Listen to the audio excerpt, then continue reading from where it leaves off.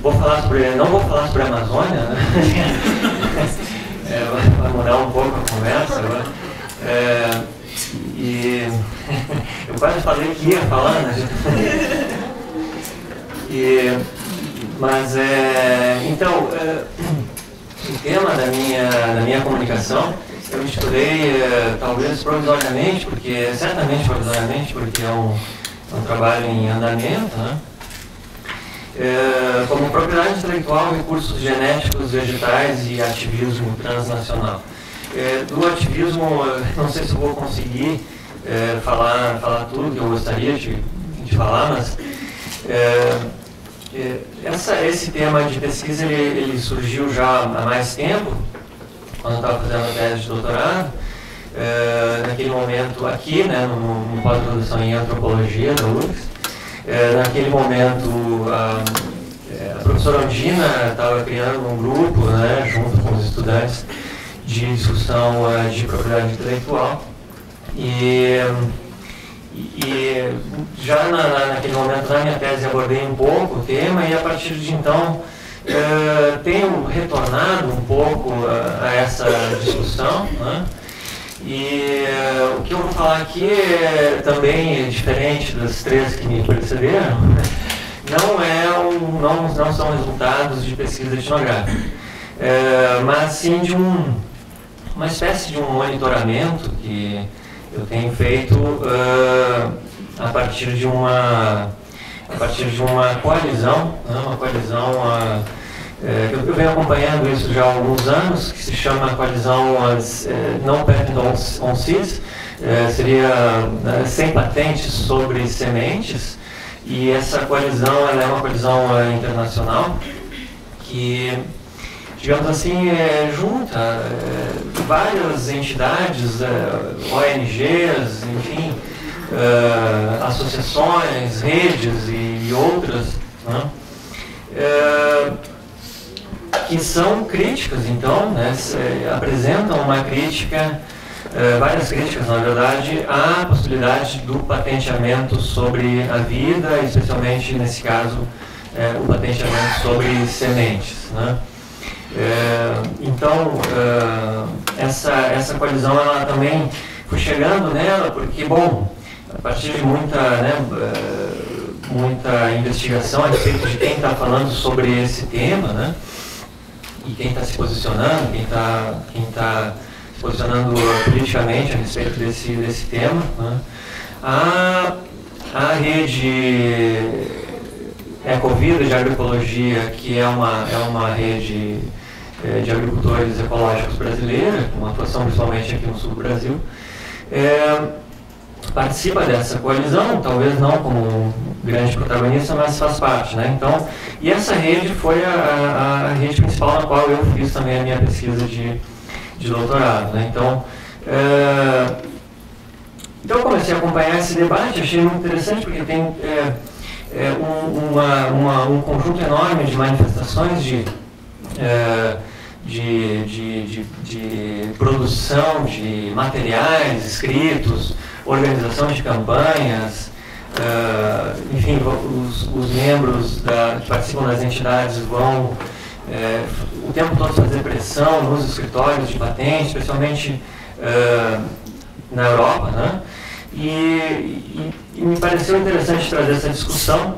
E eu na verdade, também esse tema, ele faz parte de um projeto que eu tenho coordenado já há um ano e pouco, um ano e meio mais ou menos, no qual participam alguns alunos. E então queria, enfim, falar um pouco dessa experiência, do que eu estou percebendo aí, né? Então, a partir dessa coalizão, tem, né, uma gama enorme de organizações envolvidas. Eu acabei escolhendo 3 para centrar a minha análise, a partir de documentos que estão disponíveis, né? E tenho feito, então, desde então, essa análise, né, que ainda, enfim, está em andamento, né? E, bom, e acabei focando em 3, né? Quais são essas 3, né? Uma é chamada GeneWatch, do Reino Unido, que tem uma atuação muito forte, assim, a partir de a gente poderia dizer, quadros de cientistas dentro da sua né, própria organização, mas que se posicionam de uma maneira também bastante interessante em relação à própria ciência. A outra é a própria Ecovida, que eu tento fazer também uma análise a partir das articulações em torno do tema. E a terceira, que me pareceu também super instigante da gente analisar e eventualmente fazer uma comparação, é uma que se chama, se eu pronuncio bem o nome, Navdanya, que é indiana e foi fundada pela Vandana Shiva, né, essa intelectual, pesquisadora, enfim, que vocês devem conhecer, né? Então, que é completamente diferente dessa primeira, né? Ali, embora, quer dizer, o diálogo com as ciências também existe, talvez, não sei se tem como até escapar, né? Mas é todo um outro tipo de conduzir os trabalhos, né? E, bom, então, assim, quer dizer, o que está por trás dessa articulação toda, né? A minha intenção aqui não é fazer uma comparação entre essas três, eu não teria tempo e nem condições no momento, né? Mas tentar utilizar o que é apresentado por elas para tentar iluminar alguns aspectos em relação a essa discussão de propriedade intelectual e recursos genéticos vegetais, né? Então, assim, essa coalizão, ela faz campanhas bastante apelativas, do tipo, assim, salvem o nosso arroz, o futuro das sementes, e uma série de outras campanhas, né, em torno de promover, digamos assim, uma preocupação com o patrimônio genético de domínio, que poderia ser pelo menos de domínio comum, e também em torno da biodiversidade, né?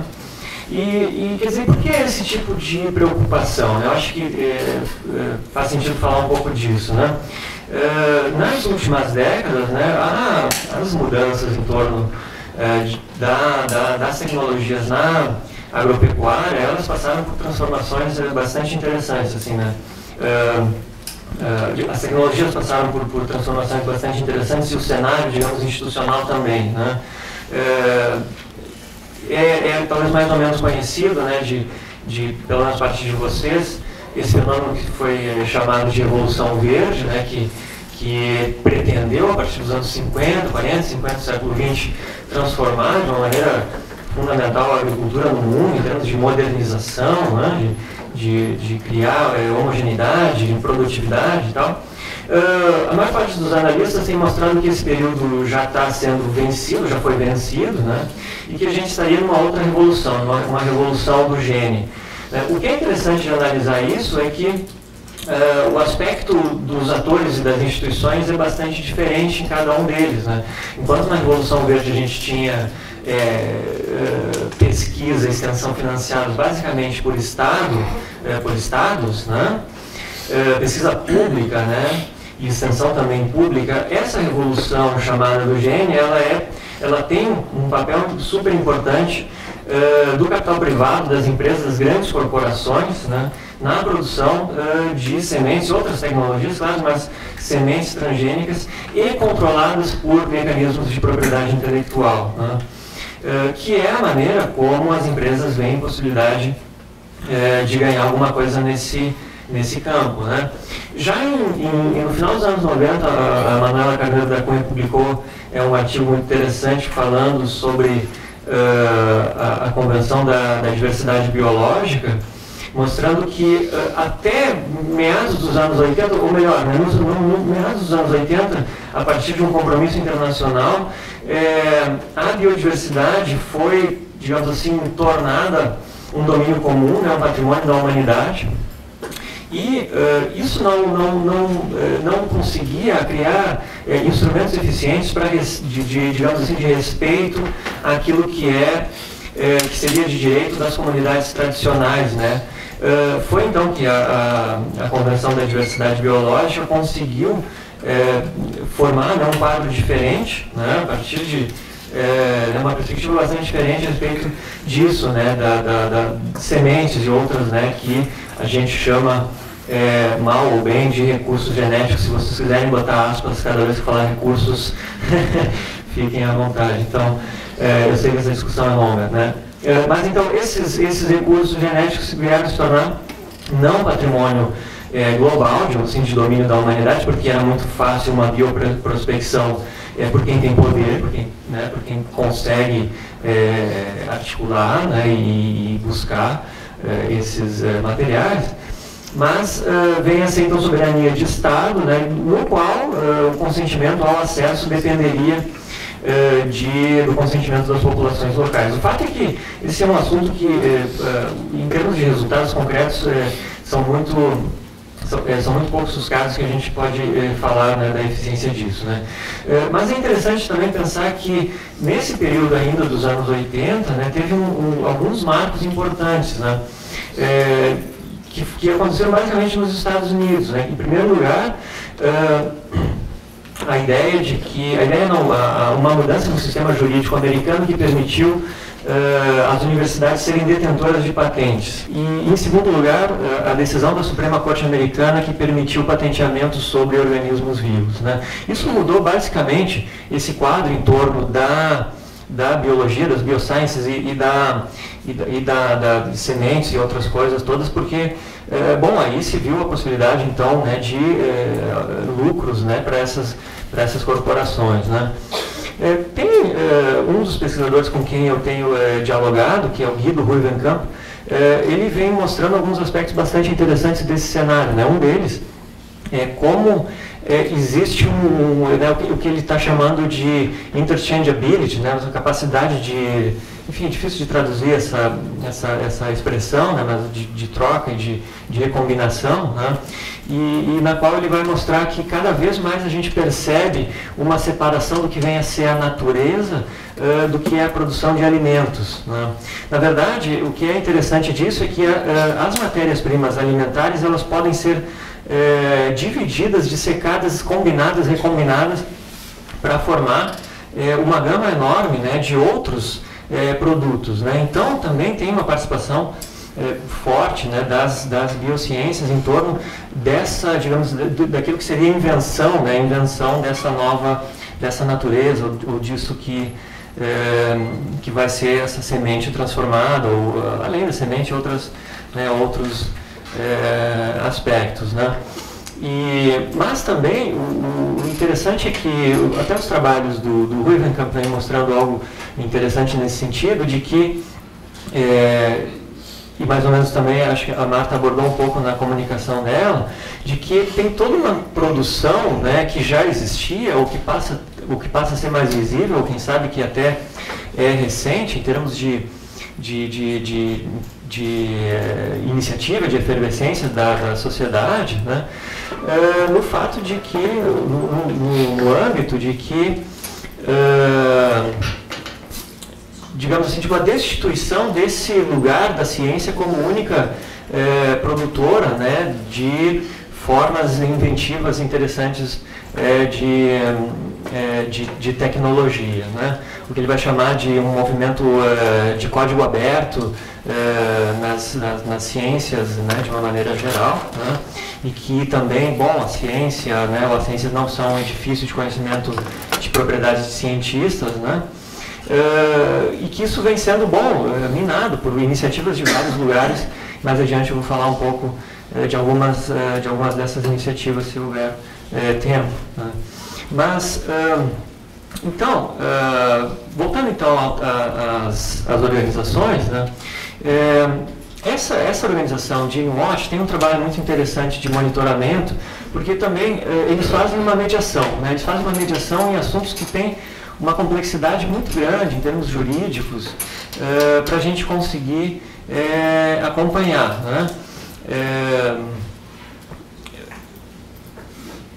Ou seja, tem muita coisa acontecendo que, em termos de decisão, acontece em tribunais, né, em instâncias instâncias jurídicas, no quais às vezes a gente nem consegue ficar sabendo, né, do que acontece. E essa organização acompanha o tempo todo essas decisões, essas empresas, além de estar junto, né, nessas formas de apoio, né, e de campanhas mais públicas mesmo em torno, né, de uma manutenção, de uma preocupação em torno da biodiversidade, né.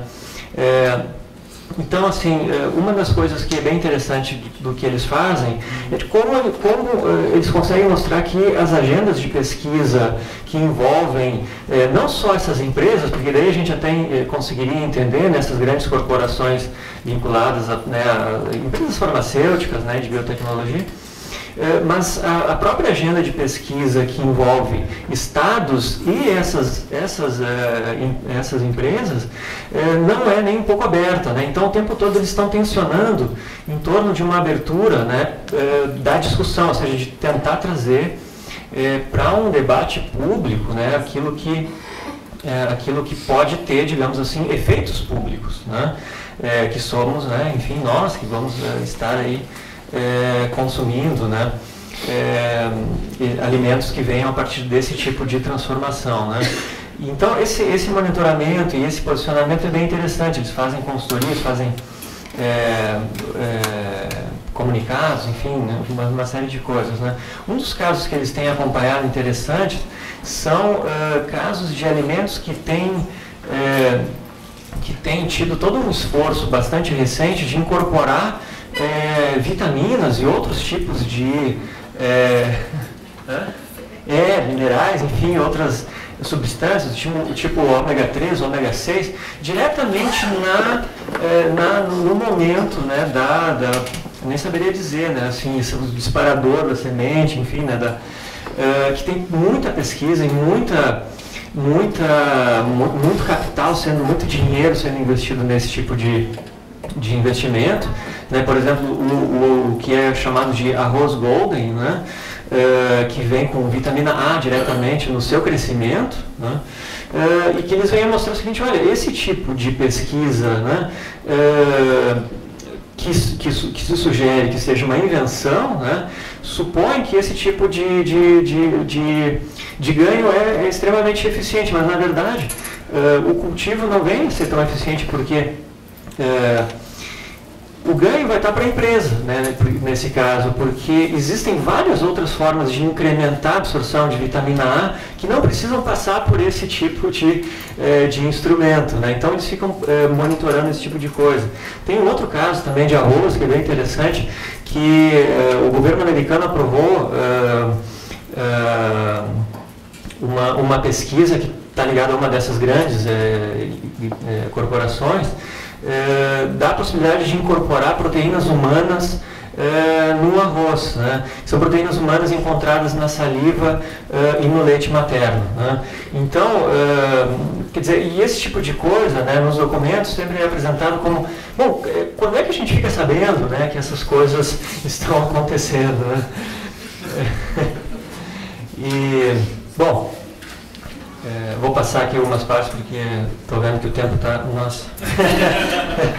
Bom, no caso então da Navidade, né, essa ONG indiana da Amazônia Shiva, é toda uma outra lógica de pensamento, né, holista, de incorporar uma outra maneira de trabalhar, de veicular documentos, de falar com as pessoas, né, voltada para uma discussão toda, uma performance toda emotiva, né. Mas também tem muitas interlocuções com o que é feito, né, nessa Nadine Watch, né? Na verdade, eles têm, assim, por exemplo, bancos nesse caso eles são mais propositivos, porque eles têm uma universidade chamada Universidade da Terra, e eles têm bancos de sementes espalhados pela Índia, que são muito grandes, alguns que chegam a ter 5.000 variedades vegetais, 3.000 variedades de arroz, só de arroz são 3.000 variedades, né? E recebem pesquisadores para fazer estágio lá, recebem pesquisadores visitantes, enfim, é muito interessante. Enfim, não vou conseguir falar de tudo que eu queria, mas no caso então dessa maneira da gente pensar o problema, né, eu queria então pensar essa discussão dessas iniciativas sociais locais, às vezes, né, que venha falar a respeito um pouco do que é a ciência, né? porque no caso no qual eu fiz pesquisa assim, de campo aqui no Brasil, na Ecovida, né, a gente vê iniciativas muito interessantes que são feitas por agricultores, e claro que tem cooperação com agrônomos, com outros profissionais das ciências técnicas, né, para reverter, digamos assim, para minimizar os efeitos desse avanço progressivo de propriedade intelectual sobre sementes, né. Um desses casos é isso, né, que eu falei antes, que acontece também muito no Brasil, que diz respeito aos bancos de semente, né. E os agricultores têm feito um trabalho incessante de manutenção, e uma manutenção que é muito interessante porque eles sabem que não interessa a variedade congelada no banco de germoplasma, que não vem a se transformar de uma maneira espontânea, como acontece em geral no ambiente, né? Então, para eles interessa uma conservação in situ, né, como é chamada, que ela vai sendo adaptada às condições locais, às condições do ambiente, né? E o interessante é que tem muita gente hoje pensando esse tipo de... Muita não, mas alguns, na verdade, que vem fazendo pesquisa junto com esses agricultores, com a ideia de que eles são, então, coprodutores desse tipo de tecnologia, portanto, não meramente passivos e receptivos do que as grandes corporações ou mesmo uma empresa pública como a Embrapa vai fazer, mas mais do que simplesmente agricultores trocando sementes, né, essa iniciativa tem sido chamada como um melhoramento genético participativo, né, que, portanto, vem a trazer para dentro desse edifício científico, né, esse problema da participação, o problema da democracia, e reivindicar um espaço dentro dessa produção de conhecimento, e justamente tentando argumentar, né, que também há produção de conhecimento por parte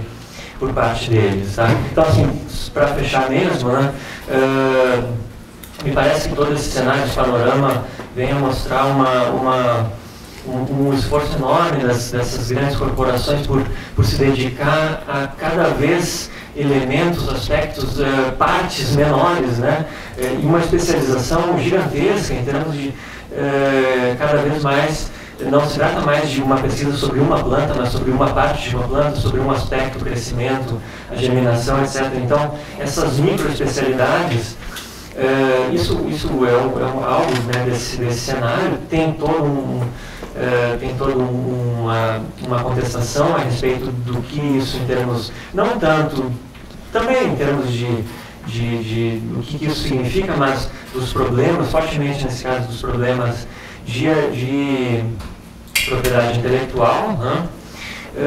Também uma batalha que me parece que tem a ver com uma batalha a respeito do tempo, um controle do presente, do futuro, porque